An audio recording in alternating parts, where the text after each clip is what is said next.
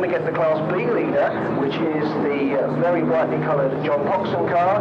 He's had 3 second places in that.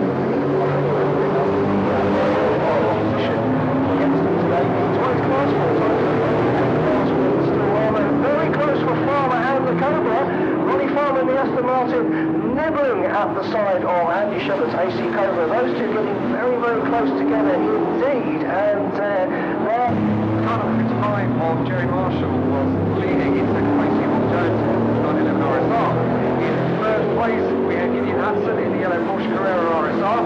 And in fourth place, we had car number 40 of Bob Watson. More Porsches coming through. Fun and games there for Tom Segru in the yellow Porsche. Just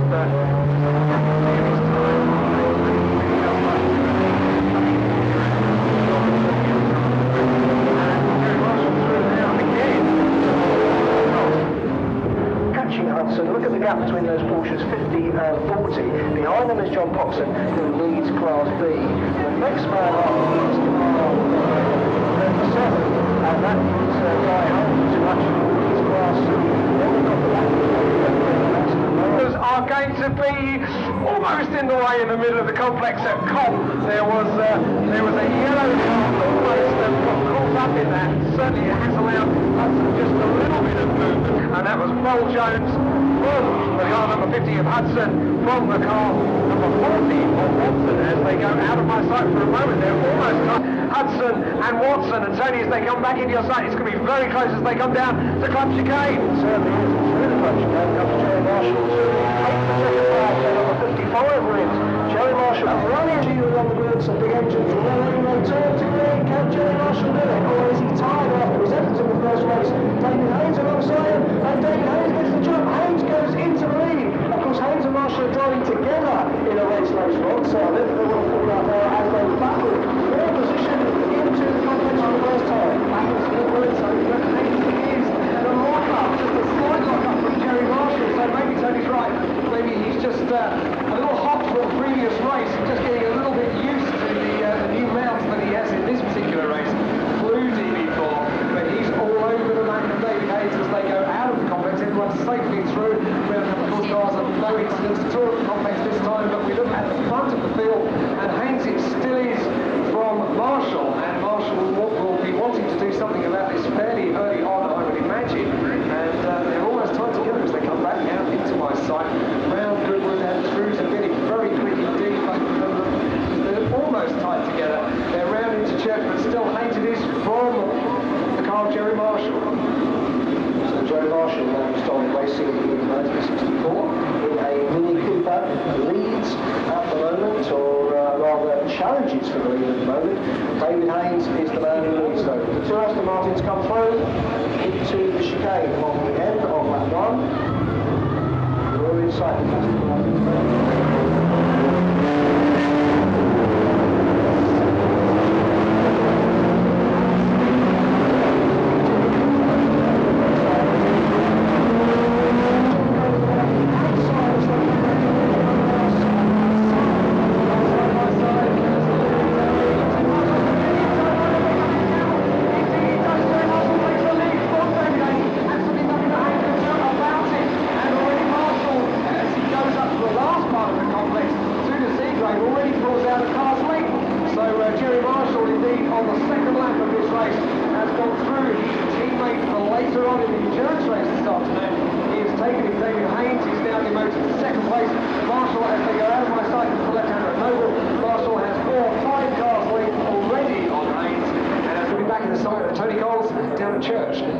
Yes, indeed he is, and he's pulling away all the time. So Jerry Marshall, could this be his second race win of the day? I do believe it could. And he's enjoying himself this time, perhaps a little bit conservative, saving his strength, because he knew he had a race directly afterwards, but he certainly is very excited through the chicane. Here we go.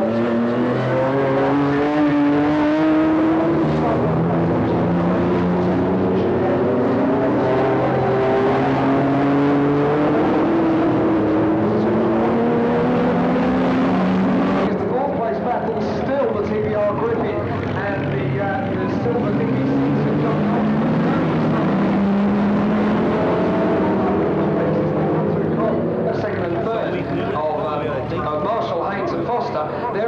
right, already well situated in their first, second and third places. The battle really is for fourth. Yeah, I think you're right. Marshall, Haynes and Foster come through, and Foster coming up the hill there in third position. The airline pilot, the third of those Aston Martin DB4s. The man who began by dominating this championship with wins and Cadwell.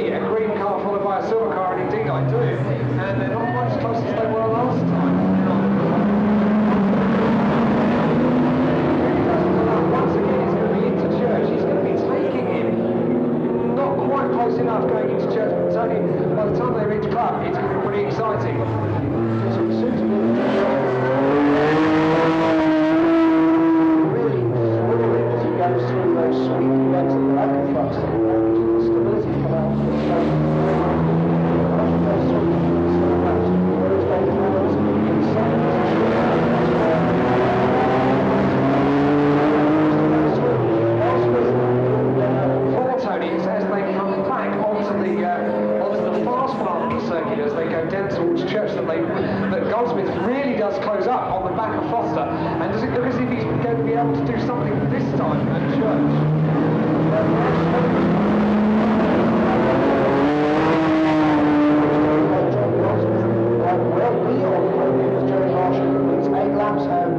Has an absolute phalanx of back markers ahead of him. And the jury being slowed up momentarily there. It's going to be much more.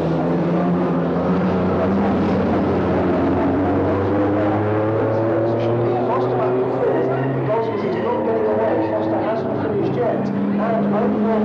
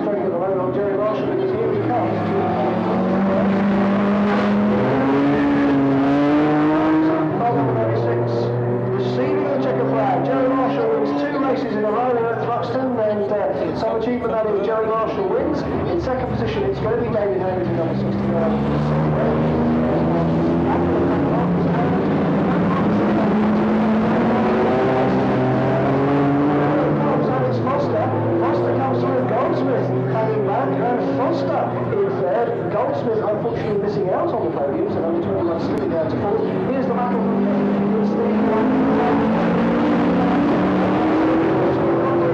coming from the Jaguar, just gets across the line ahead of the 41 car on Howard Neely. Chris Connolly.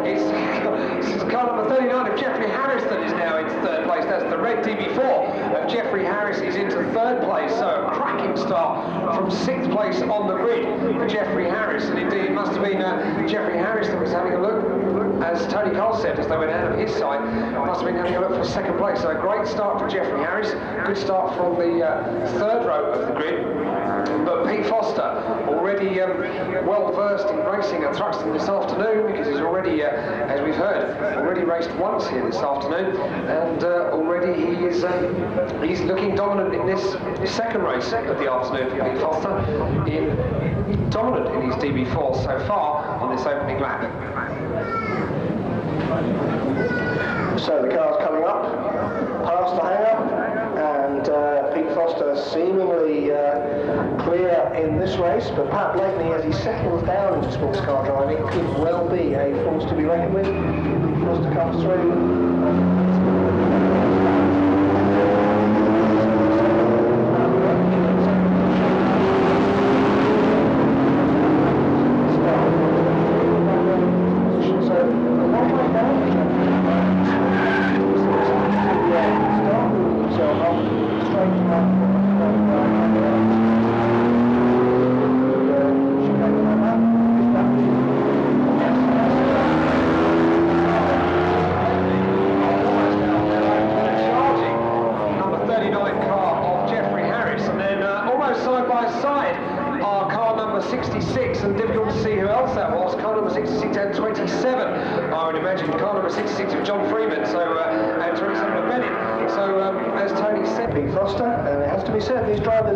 Not in the first flush of youth, and I suppose, you can't really be in the first flush of youth to own an Aston Martin, because they're not exactly cheap, are they? And yeah, the way they drive them is spine-tingling, to say the least. But having said that, Foster is being caught by the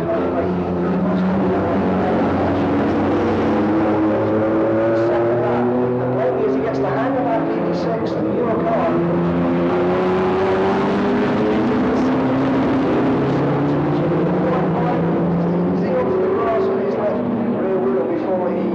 throws it into Allard, and he is closing on the leader all the time.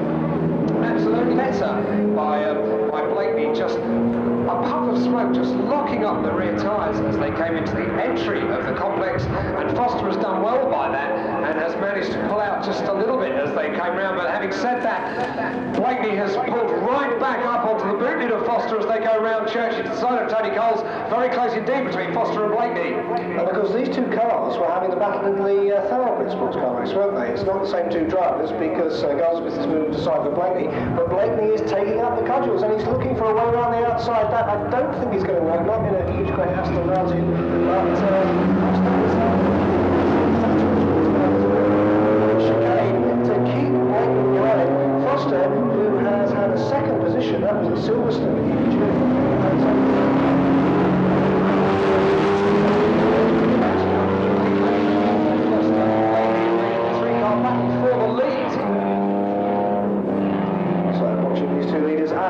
As they come round Church, that's where the used to be. And it looks like it's 30 minutes ahead. I think Patrick Blakeney's got it, but Foster is running up side by side with him as they come past the hangar. Foster has got the inside line, but can Blakeney get far enough ahead to get the corner? Yes, he can. Patrick Blakeney comes into the chicane first. Is he going to keep it all together? Foster is now well to the back of him. Blakeney with something in his car. It's getting quite adventurous with that car as they complete 4 laps. Patrick Blakeney again just touching that one tyre, and he really is sort of the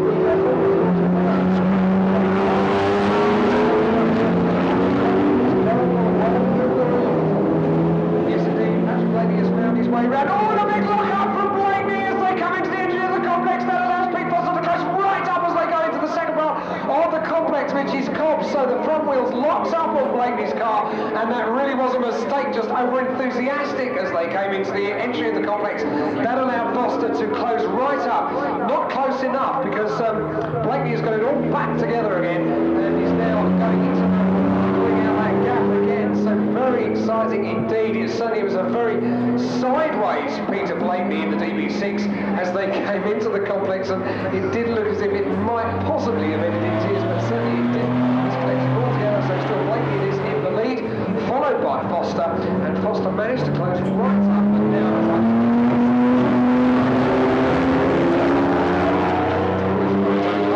quite a gap between Blakeney and Foster.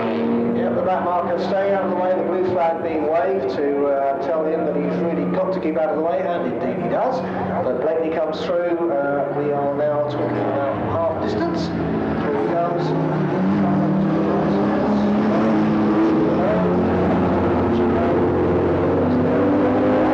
Second, so it looks like second is going to be car number 39 and 59 that are having fun at game spot position 4, and they are Jeffrey Harris and John Corrison. Jeffrey Harris after that great start, and car number 59 of John Corrison, who was earlier.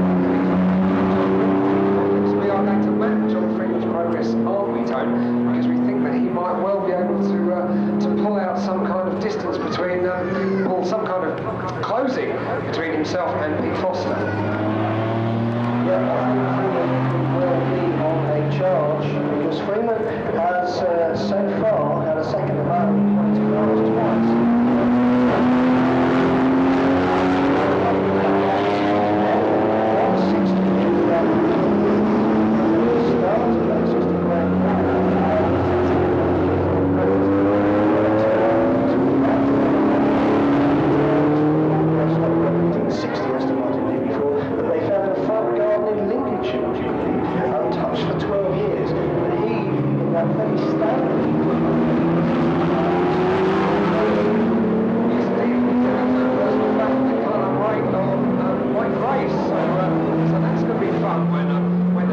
Blakeney comes upon the back of them as indeed these come out of the complex, and he just powers past them. So he's through past both of them, through past Ball and past Grace as he goes through to Noble. So no problems for him there. He's put 2 back markers in between himself and Pete Foster, so that was a very intelligent thing to do. Blakeney just used the power of the DB6 to go past the DB4 and Mike Grace, and indeed Graham Bull as well. So he's pulled out quite a lead now over Pete Foster, having put 2 back markers in between them.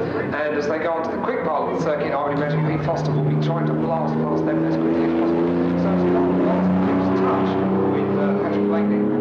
Yes, that's going to be very important. Mike Grace, who was 6th at Snetterton, won his class, which is the C class, the mildly modified and standard Aston Martin 6-cylinder cars.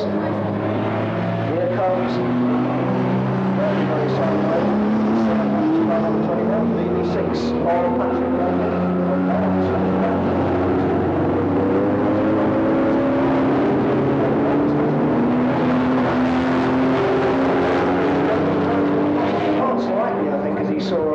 Slice past the back markers, is falling slowly but surely into the clutches of John Freeman.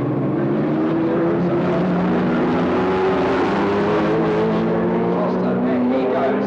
And Foster, who held on to the lead for so long, and then once Patrick Blakeney went through, he lost touch with the lead, and now he's going to be forced to be guarding his second place for the charging John Freeman in the blue DB5. Soon, Tony, I think John Freeman is going to be looking at the back of Pete Foster.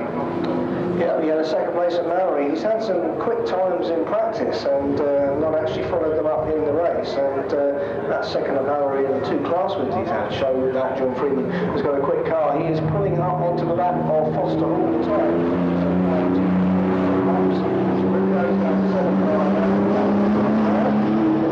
There is the leader, number 21, and Freeman's through.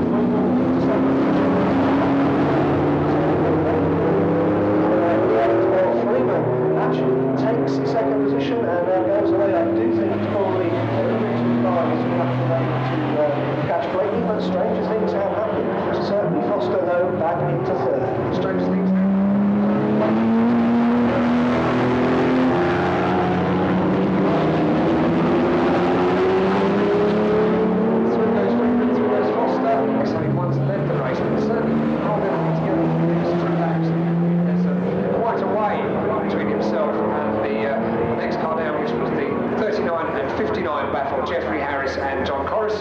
Does that still come through as it was?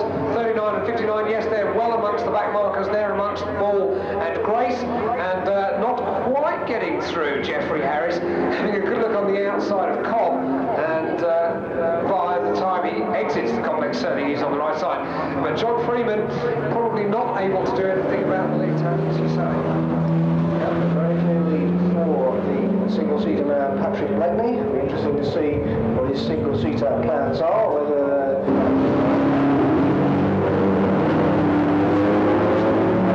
also in Class D, he's from March Adam in his Aston Martin DB5, Aston Martin DB4, that is, of course, and only 63 car. He goes through a lap down, but the leaders have already gone through past you. Having said all that,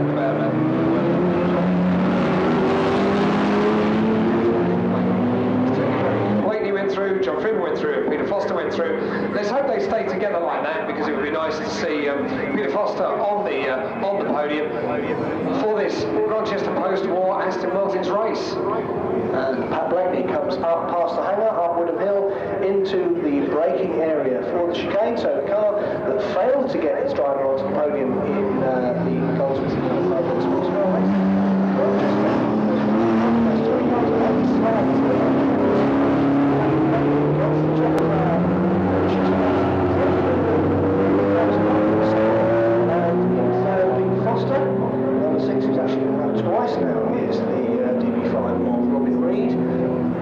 So various mapped cars now coming through, but that's Tim Bryan in his Aston Martin DB4, beautiful red colour. Aston Martins you used to think of as being green, but they never really to